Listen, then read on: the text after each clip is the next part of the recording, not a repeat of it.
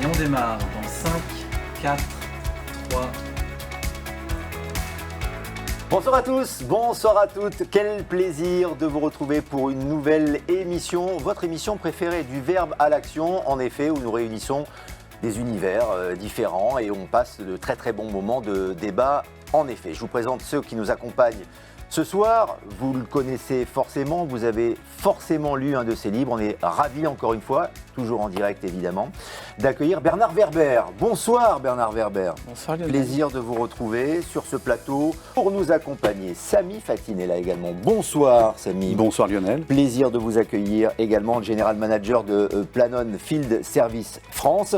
Et une thématique que nous avons choisie ensemble et sur laquelle nous allons pouvoir deviser, développer et débattre. Pourquoi technologie et environnement sont indissociables dans notre société?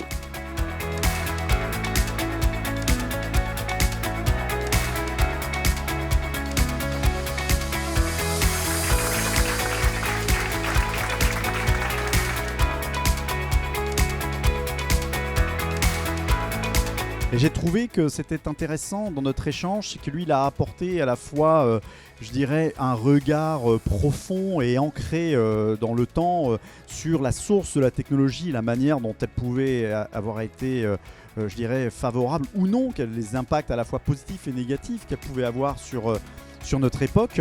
Et dans le même temps, ça m'a permis de mettre en perspective finalement ce que je disais juste avant, c'est-à-dire quelle manière la technologie pouvait aussi servir les ambitions des êtres vivants, des humains, en l'occurrence dont nous faisons partie, et s'inscrire aussi pour nous aider à répondre à des enjeux qui se dressent devant nous. Et je pense qu'effectivement, ça permettait de bien voir qu'en toute technologie peut résider un risque, mais en toute technologie peut également résider un espoir. J'ai adoré cette émission par le format, par les échanges qu'il y a pu y avoir entre Bernard Werber et Samy Fatine de Planon.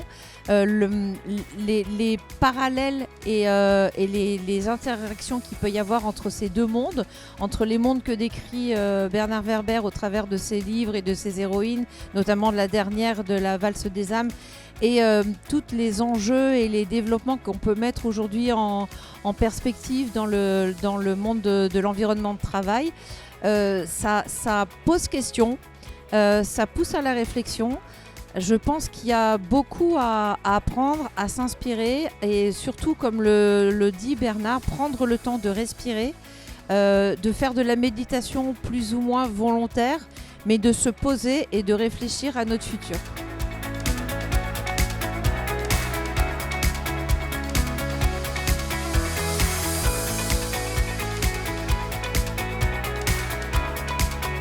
J'ai rencontré Samy que je ne connaissais pas et j'ai découvert son travail.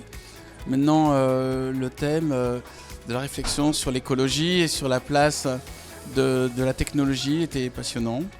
J'ai essayé d'apporter ma petite part, ma petite goutte dans l'océan de tous ces débats. L'avantage, c'est qu'il y a deux manières de communiquer. Une première pour communiquer à un large public et ensuite il y a pour communiquer à un public plus restreint, mais par contre qu'on peut voir.